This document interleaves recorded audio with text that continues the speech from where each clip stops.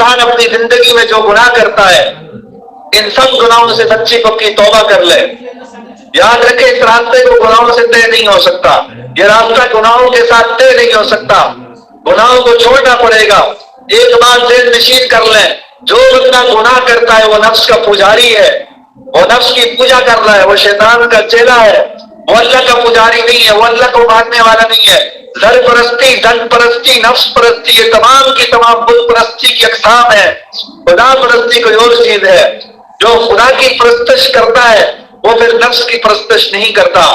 یہ بات اظہر من الشمس ہے کہ گناہ کفر کے قاصد ہوتے ہیں. دوبارہ پھر سن لیں، گناہ کفر کے قاصد ہوتے ہیں. جو بندہ گناہ کا ارتکاب کرے ایسا نہیں ہو سکتا وہ صدر کے درجے پر بھی اوپر چڑھتا جائے. آپ صبر کر رہے ہیں، آپ آگے ٹی جنکشن آپ کے سامنے آ جاتا ہے، دائیں مڑ سکتے ہیں، بائیں مڑ سکتے ہیں، تو آپ کو دو میں سے ایک راستہ اختیار کرنا پڑے گا. یہ تو ہو نہیں سکتا دائیں بھی اور بائیں بھی آپ مڑ لیں. اب ہمارے پاس دو راستے ہیں، ایک اللہ کا راستہ ہے، ایک رحمان کا راستہ ہے، ایک نفس کا راستہ ہے. ہمیں ایک طرف مڑ لینا ہے، ہمیں ایک طرف موڑ کاٹ لینا ہے. صاف ظاہر ہے کہ اللہ تعالیٰ کی طرف موڑ لیں گے، اس کی طرف رخ پھیر لیں گے تو 100% گناہوں سے توبہ کرنا لازم ہے. اس کا مطلب یہ نہیں ہے کہ پھر کبھی گناہ کا صدور ہی نہیں ہو سکتا. انسان سے زندگی میں گناہ کا احتمال ہے، مگر نیت تو بندے کی ہو کہ مجھے گناہ نہیں کرنا. جب انسان یہ عہد کر لیتا ہے پھر اللہ رب العزت راستے آسان کر دیتے ہیں. آپ یوں سمجھے کہ ہم ایک گھر میں داخل ہونا چاہتے ہیں اور گھر کے دروازے پر آگے بندے کھڑے ہیں، وہ پوچھتے ہیں تم ہمارے دوست ہو یا دشمن؟ ہم دوستوں کو اندر جانے دیں گے، دشمنوں کو باہر رکھیں گے.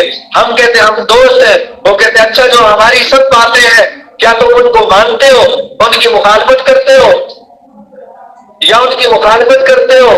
ہم کہتے ہیں جی ہم تو باہر ان کی مخالفت کرتے ہیں.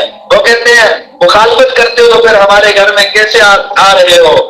تو اسی لیے فرمایا کہ درود چہجار گردی کہ درود خانہ آئی، تم باہر کیا کرتے پھرے کہ میرے گھر میں آنا چاہتے ہو. تو اسی طرح ہم یہ رحمان کے راستے پر چلنا چاہتے ہیں اور رحمان کے دشمن کے راستے پر چلیں، گناہوں کے راستے پر چلیں تو کبھی بھی ہمیں اللہ کا تعلق نہیں ملے گا. اس لیے گناہ سے سچی توبہ کرنا ضروری ہے، اختیاری نہیں ہے، واجب ہے. ہم اگر گناہ بھی کرتے رہیں گے اور ساتھ ساتھ سلوک بھی سیکھنے کی کوشش کریں گے تو ہم اپنی زندگی کا وقت ایسے ہی گزار دیں گے، دھکے کھاتے رہیں گے، دھکے کھاتے پھریں گے. پھر کیا ہوتا ہے؟ کہتے ہیں جی ہمیں تو ملا ہی کچھ نہیں، لیکن اس کی وجہ کیا ہے؟ اس کی وجہ کیا ہے؟ گناہ تو چھوڑے نہیں، اللہ کی نافرمانی تو چھوڑے نہیں، شیخ کی منشا کے مطابق چلے نہیں. شیخ منع کرتے ہیں یہ کام نہ کرو پھر وہی کام، تو اس طرح کام نہیں چلتا. گناہ چھوڑتے تو کچھ ملتا. اس لیے دوسرا قدم یہ ہے کہ سچی توبہ، گناہوں سے منہ موڑنا.